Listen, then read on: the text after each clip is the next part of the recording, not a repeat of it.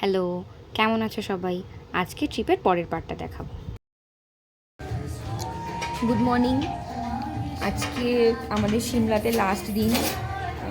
এখনই সিমলা থেকে বেরিয়ে যাব। তার আগে আমাদের হোটেলে সকালে ব্রেকফাস্ট দিয়েছে, তো ব্রেকফাস্ট নিয়ে বসেছি। কী কী ব্রেকফাস্ট দিয়েছে তোমাদেরকে দেখাচ্ছি, দেখো। তো ব্রেকফাস্টে দিয়েছে পোহা, এটা হচ্ছে চানা, মানে ছোলে বাটুরের যে ছোলেটা হয় সেটা, চানা মশলার চানা। আর এটা হচ্ছে একটা পায়েস টাইপের। জানি না কীরকম, খেয়ে না খেলে বুঝবো না, এখানকার খাবারগুলো ডিফারেন্ট সবই, কিন্তু খুব ভালো খেতে। আর হচ্ছে অরেঞ্জ জুস।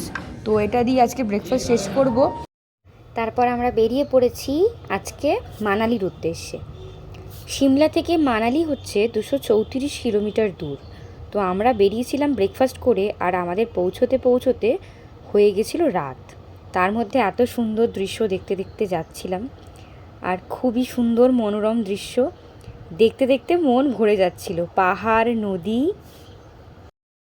তোমরা কিন্তু অবশ্যই আমাকে জানাবে যে এই ভিউগুলো তোমাদের কীরকম লাগছে। আর এখানে রোপওয়ে আছে, এখান থেকে তুমি ওই পাহাড়টাতে যেতে পারো। তারপর আমরা একটু জ্যামে আটকে গেছিলাম, সামনে একটা গাড়ি খারাপ হয়ে গেছিলো, তাই জন্য আমরা কিছুক্ষণ এখানে জ্যামে দাঁড়িয়েছিলাম। তারপর আবার যখন চলতে শুরু করেছি, অনেকটা এগিয়ে আসার পরে দেখো এখানে একটা হচ্ছে, এটা একটা ভ্যালি। এখানে পাহাড়ের কোলে একটা শহর, এই শহরটা ভীষণ সুন্দর, মানে এই জায়গাটা এত সুন্দর। আর সামনে দিয়ে যে নদীটা বয়ে যাচ্ছে, এই নদীটার নাম হচ্ছে বিয়াস নদী। এখন মানালি যাওয়ার রাস্তাতেই এক জায়গাতে দাঁড়িয়েছি। এখানে এখন চা খাবো, একটু স্ন্যাক্স খাবো, তারপর আবার মানালির উদ্দেশ্যে গাড়িতে উঠবো। যত মানালির কাছে যাচ্ছি ততই বরফের পাহাড়গুলো মনে হয় আরও কাছে চলে আসছে।